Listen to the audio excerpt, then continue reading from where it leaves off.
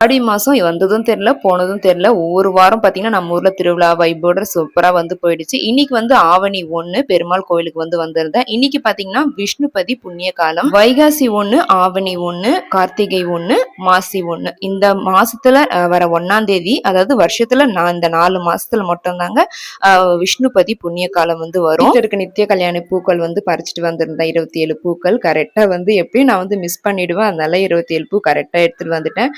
பார்த்தீங்கன்னா கரெக்டா நான் வந்து கோயிலுக்கு வரேன். சன்னதி வந்து கரெக்டா வந்து க்ளோஸ் பண்ணிட்டாங்க. ஆஞ்சநேயர் சன்னதி மட்டுமே தொறந்து இருந்தது.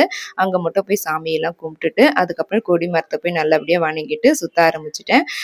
கரெக்டா வந்து நல்ல வெயில் வந்துருச்சு. ஒரு 10 மணி போல தான் அந்த கோயிலுக்கே வந்து போயிருந்தேன். ஒரு 15 மினிட்ஸ்ல வந்து சுத்தி முடிச்சுட்டேன். நிறைய பேர் வந்து சுத்தி இருக்காங்க போல இருக்கு. நிறையவே கலர் கலரா வந்து பூக்கள் வந்து இருந்தது கொடி மரத்தாண்ட. நான் தான் வந்து இன்னைக்கு லேட். கோயிலுக்கு போயிட்டு உட்காராம வீட்டுக்கு வந்துரணும்னு சொல்லுவாங்க. அப்பதான் மகாலட்சுமி அம்மாள் நம்ம வீட்டுக்கு பின்னாடியே வந்துருவாங்களாமா.